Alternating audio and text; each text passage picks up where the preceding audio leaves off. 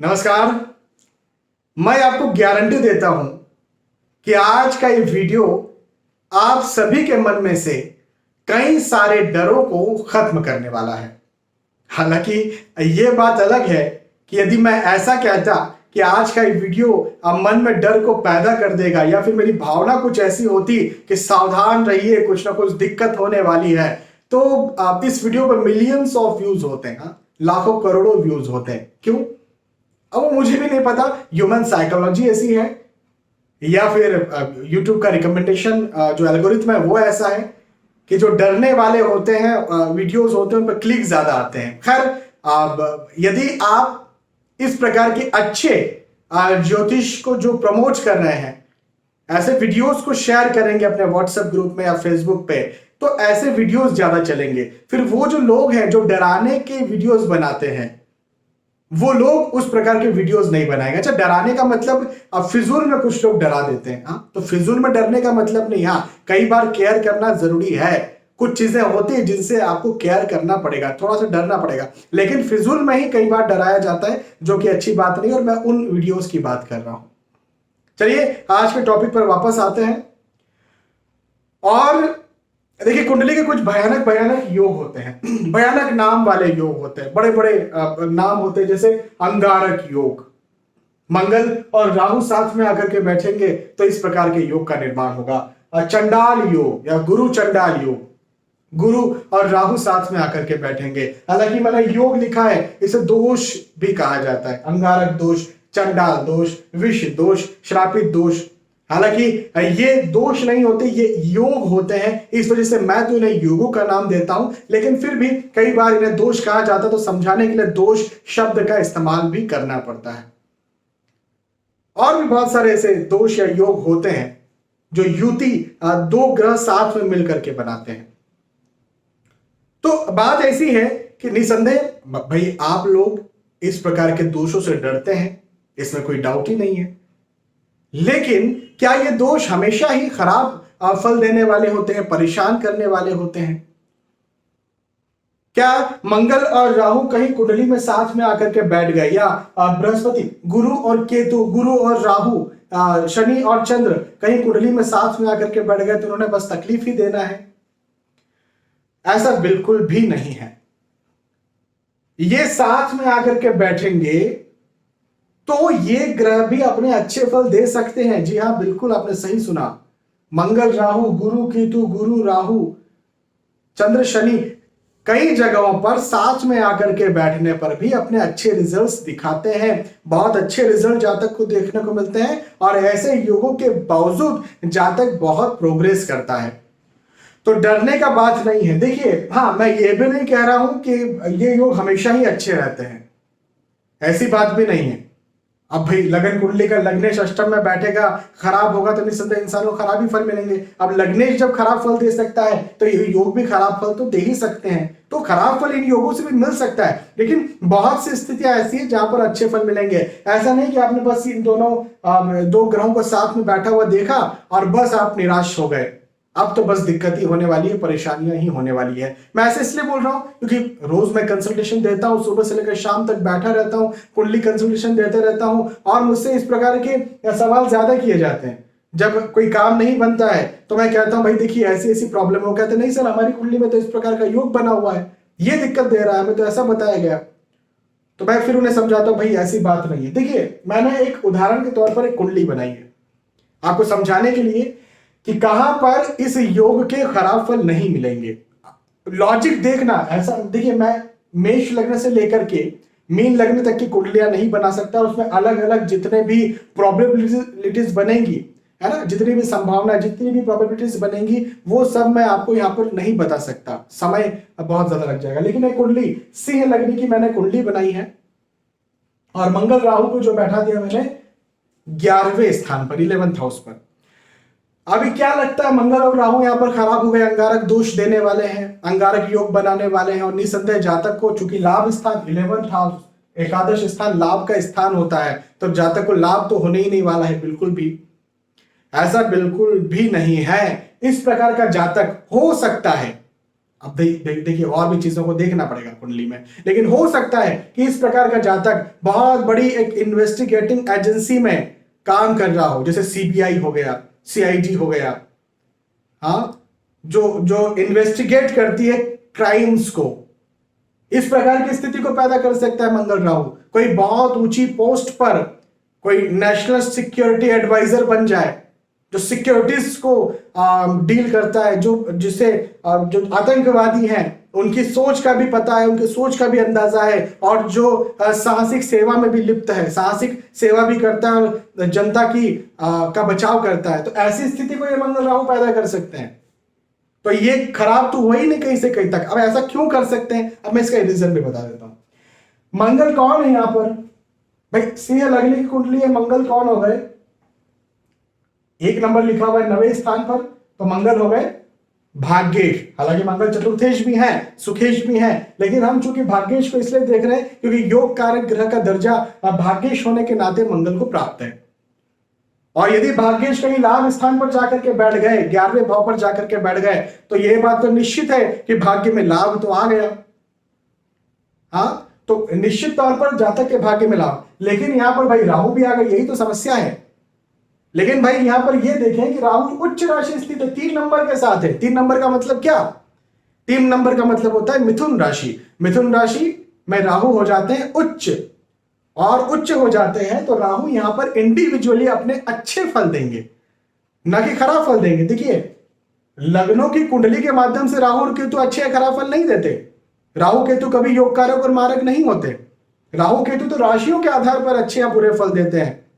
इस पर मैंने विस्तार से बहुत सारे वीडियोस बनाए। यदि आप एक बेसिक एस्ट्रोलॉजर बनना चाहते हैं तो YouTube चैनल VS एस्ट्रोलॉजी की playlist astrology lesson in Hindi में जाकर के आप सारे वीडियो शुरू से लेकर आखिर तक देख सकते हैं। एक बेसिक एस्ट्रोलॉजर आप जरूर से बन जाएंगे। चलिए आज के इस वीडियो पर वापस आते हैं। तो राहु भी उच्च राशि स्थित, बहुत अच्छे ग्रह हो गए। मंगल भी भाग्येश होकर के लाभ स्थान पर है, निसंदेह भाग्य में लाभ बना रहे हैं, दोनों साथ में आकर के बैठे हैं लाभ स्थान पर।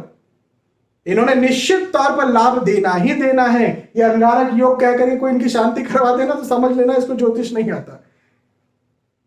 डरने का बात नहीं है। यहां पर भी वही की वही स्थिति है। गुरु और केतु साथ में आकर के बैठे हुए हैं। भाई बृहस्पति कौन है, पंचमेश अति योगकारक ग्रह, गुरु योगकारक ग्रह। केतु कौन है, उच्च राशि बैठे हुए हैं, अपने अच्छे फल। ये भाव कौन सा है, पंचम स्थान, बुद्धि का स्थान है। गुरु ज्ञान को रिप्रेजेंट करते हैं। ज्ञान कहां रहता है, दिमाग में ही रहता है, बुद्धि के साथ। और केतु कौन है, केतु विश्लेषण क्षमता को रिप्रेजेंट करते हैं। यदि पंचम स्थान पर गुरु केतु इस प्रकार से बैठेंगे, जातक बहुत बुद्धिमान होगा, बहुत ज्ञानी होगा, बहुत विश्लेषण क्षमता का धनी होगा, एनालिटिकल माइंड उसके पास बहुत अच्छा होगा, साइंटिस्ट तक जातक हो सकता है, या बड़े महर्षि, योगी, मुनि, सिद्ध, ये इसी प्रकार की स्थितियों के कारण बन पाते थे। तो ये तो और अभिशाप नहीं, ये तो वरदान हो गया, गुरु केतु का बैठना, मंगल राहु का बैठना। केवल मैं आपको ये 2 एग्जाम्पल्स दे रहा हूं, ऐसे और भी बनेंगे। तो आपको ये देखना है कि इंडिविजुअली, जैसे 2 ग्रह साथ में बैठे हुए हैं, तो इंडिविजुअली देखना क्या ये अच्छे हैं, इस कुंडली के लिए अच्छा फल देने वाले, हाँ जी। क्या ये इस कुंडली के लिए अच्छा फल देने वाले, हाँ जी। दोनों प्रॉमिस कर रहे हैं कि हम अच्छा फल देंगे। अच्छे भाव में बैठे हुए, जी हाँ बिल्कुल, स्वराशि बैठे हुए, बहुत अच्छा भाव है, पंचम स्थान को अच्छा भाव माना जाता है। तो अच्छे बैठे हुए तो निसंदेह डरने की बात ही नहीं है, बिल्कुल डरने की बात नहीं है। इवन डरना तो छोड़ दीजिए, खुश होने की बात है कि ये अच्छे फल देंगे। अब इसके साथ साथ, इसके अलावा एक चीज और ये भी यहां पर आती है कि मान के चलते हैं, उदाहरण के तौर पर मान के चलते हैं। अब ये मैंने आपको अच्छे योग बताए, ये जो भयानक भयानक नाम है ना, ये भयानक भयानक नाम भी बहुत अच्छे अच्छे परिणाम दे सकते हैं, जो मैंने अभी आपको गिनाए हैं। लेकिन चलिए मान के चलते हैं कि भाई ये यहां पर मंगल और राहु यहां पर आकर के बैठे हुए थे, अभी यहां पर नहीं बैठे हैं।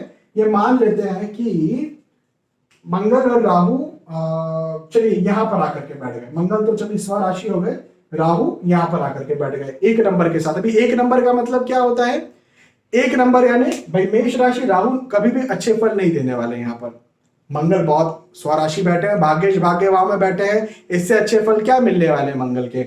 तो मंगल जो है बहुत अच्छे फल देंगे, राहु बिल्कुल भी अच्छे फल नहीं देंगे। अब यहां पर तो निसंदेह ये युति जो है वो अंगारक योग का निर्माण करेगी, और यदि अंगारक योग का निर्माण करेगी तो निश्चित तौर पर खराब फल मिलेंगे। हो सकता है कि यहाँ पर अंगारक योग का निर्माण हो जाए, खराब फल मिले, लेकिन ऐसी स्थिति भी है जहां पर खराब फल ना मिले। अच्छा, मैं ये नहीं कह रहा हूं कि अच्छे फल मिलेंगे, जैसे यहाँ पर मैंने बताया था ना कि अच्छे फल मिल जाएंगे, यहाँ पर अच्छे फल नहीं मिलेंगे, लेकिन हो सकता है खराब फल ना मिले। किस स्थिति में, वो स्थिति मैं आपको बताता हूं। अच्छा, मुझे लगता है कि आप डिग्रीज जानते होंगे ग्रहों की। यदि आप डिग्रीज नहीं जानते ग्रहों की, तो आप एक काम ये करिए कि जो मैंने बताया ना astrology lesson in Hindi playlist है, उस प्लेलिस्ट में शुरू से लेकर आखिर तक सारे वीडियोस देख लीजिए, आपको पता चल जाएगा डिग्री क्या होती है। मैं थोड़ा सा शॉर्ट में आपको समझा देता हूं कि जैसे हम सब इंसानों की एज होती है ना, उम्र होती है, अभी इंसान पैदा होता है तब से लेकर के मान लेते हैं कि 100 साल तक इंसान जीता है, मान लेते हैं। तो शुरुआती जो उम्र होती है उसमें जातक जो है वो कमजोर होता है। हाँ, बच्चा होता है तो कमजोर होता है ना, धीरे धीरे वो मजबूत होता है। तो मध्यावस्था मजबूती की होती है, फिर और आगे बढ़ते हैं तो वो अवस्था कमजोरी की होती है। तो जैसे जैसे जातक आगे बढ़ता जाता है, मध्यावस्था मजबूती की होती है, शुरुआत की अवस्था कमजोरी की होती है, उसके बाद की अवस्था भी कमजोरी की होती है। ऐसे ही ग्रहों की डिग्रियां भी होती है। 0 to 29 ये ग्रहों की डिग्रियां होती है, टोटल 30 डिग्रीज होती है भाई, 0 से गिनेंगे तो 30 हो जाएगी। तो 0 to 10 तक डिग्री जो होती है उसमें ग्रह क्रमशः कमजोर रहता है। हाँ, 10 में ठीक है, 9 में थोड़ा कमजोर हुआ, 8 में थोड़ा और कमजोर हुआ, 7 में थोड़ा और कमजोर, करते करते 0 तक जाएगा तो खत्म, बिल्कुल उसके पास कोई पावर नहीं है। 29 20 के ऊपर भी ऐसे ही होता है, 20 में ठीक है, 21 में थोड़ा कमजोर हुआ, 22 में और कमजोर हुआ, करते करते कमजोरी आती। लेकिन 10 से लेकर 20 तक की जो डिग्री है उसमें कोई भी ग्रह होता है मजबूत होता है। तो यहां पर मैं आपको यहां पर ये समझा रहा था कि मंगल राहु साथ में बैठे हुए हैं, तो यहां पर खराब फल न मिले इसके लिए भी एक चीज देखी जा सकती है कि मान लेते हैं मंगल का डिग्री है 10 और राहु का डिग्री है 25, तो इनके बीच में कितना अंतर हो गया? 15 डिग्री का अंतर हो गया। 15 डिग्री का अंतर मतलब 15 डिग्री की दूरी हो गई।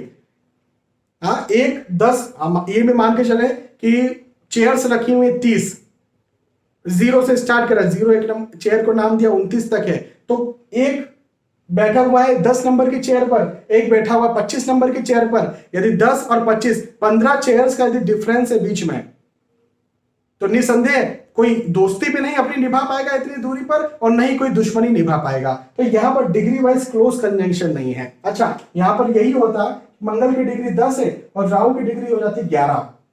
अब यहां पर डर की बात है, अब यहां पर अंगारक योग का निर्माण हो सकता है और अब प्रॉब्लम हो सकती है। देखिए, मैं बहुत स्पष्ट बातें करता हूं, प्रॉब्लम्स है तो है, प्रॉब्लम नहीं है और अच्छाई है तो वो भी है। मैं कंसल्टेंट हूं, मुझे आपको सिर्फ, I am not a motivational speaker, मुझे आपको सिर्फ मोटिवेशन ही देने हैं ऐसी बात नहीं है, मुझे आपको डराना ही है ऐसी बात भी नहीं है, मुझे आपको सच बताना है। तो क्लोज कंजंक्शन को देखना भी बहुत जरूरी है। कहीं आप योग देखते हैं, आप ये पाते हैं कि दो ग्रह में से कोई एक ग्रह अच्छा है, एक ग्रह खराब है, या दोनों ही ग्रह खराब हैं, तो फिर उसमें क्लोज कंजंक्शन देखिए। 7 डिग्री या उसके भीतर भीतर का यदि कंजंक्शन बनेगा डिग्री वाइज, तो फिर वो योग बन सकता है। 7 डिग्री के ऊपर ऊपर योग नहीं बनता। जैसे मैंने यहां पर बताया ना, एक की डिग्री 10, एक की डिग्री 25 और 15 हो गया, 7 से ऊपर हो गया। यहां पर बताया मैंने 10 और 11 मतलब 1 डिग्री का अंतर है, 7 से अंदर अंदर है ना अंतर, ठीक है। तो ये चीज आपको देखना है। पहले नंबर पर तो आप ये समझ गए कि ये जो भयानक भयानक नाम है, ऐसे नाम कई बार कुंडली में बहुत अच्छे योगों का निर्माण करते थे, जिसके वजह से जातक बहुत उन्नति हासिल करता है, जो मैंने बताया।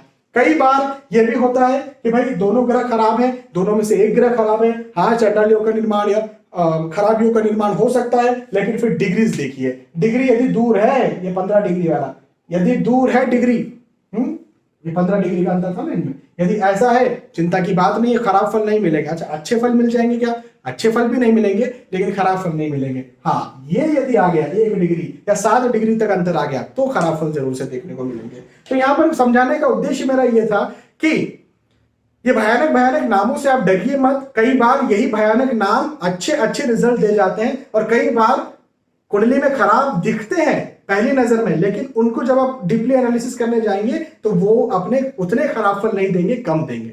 ठीक है, मुझे विश्वास है कि आपको ये बात समझ में आई होगी, आपको वीडियो पसंद आया होगा। यदि आपको वीडियो पसंद आता है तो प्लीज इसे लाइक करें, इसे शेयर भी करें, ताकि दूसरे भी इस वीडियो का फायदा उठा सकें। आने वाले वीडियोस में, आने वाले एपिसोड से फिर मिलेंगे। तब तक के लिए आज के वीडियो आपसे विदा चाहता हूं। नमस्कार।